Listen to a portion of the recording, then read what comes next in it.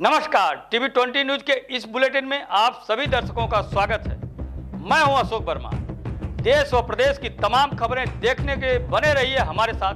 अब नजर डालते हैं खबरों की तरफ। तो एक बड़ी खबर है अम्बेडकर नगर से, जहां एनडीए को वोट न देने पर मुसलमानों पर भड़के सुहेलदेव भारतीय समाज पार्टी के राष्ट्रीय अध्यक्ष ओम प्रकाश राजभर। आपको बता दें तो राजभर ने कहा कि मुसलमान मोहम्मद साहब को मानता है, लेकिन मोहम्मद साहब के विचारों को नहीं।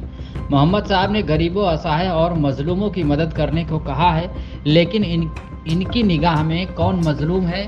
अखिलेश यादव और सोनिया गांधी। आपको बता दें तो इसलिए लोग मुसलमानों को अशिक्षित कहते हैं। मोदी जी इन्हें शिक्षित करना चाहते हैं। मोदी जी की सभी योजनाओं का लाभ मुसलमानों को भी मिल रहा है। मोदी जी तीसरी बार देश के प्रधानमंत्री बनने जा रहे हैं।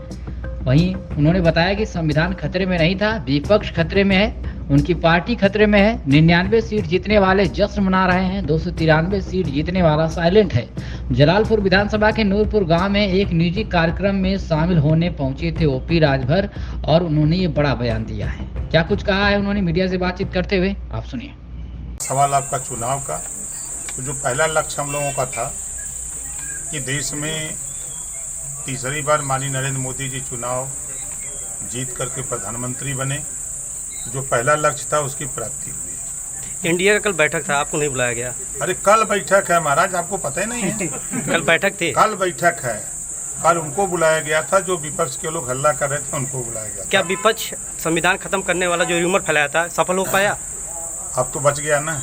ये जनता को गुमराह करके वोट लेने का तरीका है। ये जनता को गुमराह करके वोट लेने का तरीका है।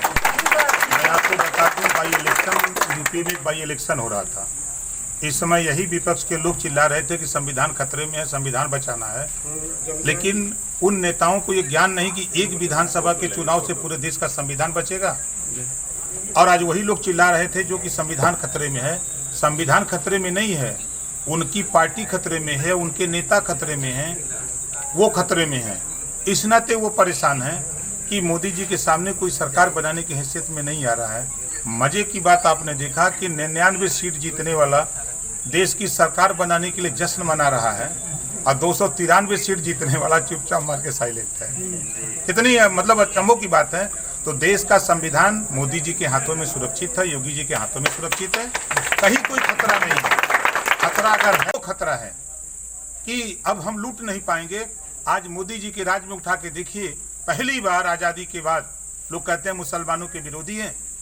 आईएएस कंपटीशन में 51 बच्चे मुसलमानों के पास हुए हैं। अगर वो विरोधी होते तो 1 नहीं होते। लेकिन ये मुसलमान ये मोहम्मद साहब को मानते हैं, लेकिन उनके विचारों को नहीं मानते। मोहम्मद साहब ने कहा बेकस, बेपनाह, लाचार, कमजोर, मजलूम की मदद करो। इनकी निगाह में कौन मजलूम है? अखिलेश यादव जी, सोनिया गांधी, ये सब बहुत मजलूम है। खाने बिना मर रहे हैं लोग, उन्हीं की मदद करते हैं ये। इसी तरह इसी नाते इनको कहते हैं लोग ना कि ये लोग अशिक्षित हैं। जो लोग कहते हैं कि अशिक्षित हैं, मोदी जी शिक्षा देना चाहते हैं।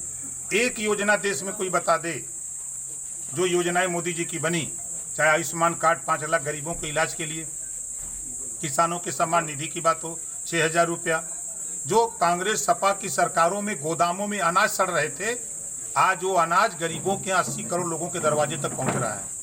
इस बात को लेकर वो लोग परेशान हैं कि हमारे जो बिचौलिए थे, उनके लोग थे, लूट रहे थे बिचौए में। अब वो बेचारे हाँफ रहे हैं, पुलिस जी दौड़ा रहे हैं, दरोगा दौड़ा रहे हैं, अधिकारी दौड़ा रहे हैं कि बीच में लूटल है तो फिर लौटाई दे। ऐसे वो सब परेशान हैं। कहीं सब सही है, आज कानून का राज है देश में, प्रदेश में कहीं दंगे नहीं हो रहे हैं, कहीं कर्फ्यू नहीं लग रहा है। ये है राज, ये योगी जी का राज है। कोई गड़बड़ कर रहा है तो सोच रहा है कहीं बुलडोजर बाबा ना है।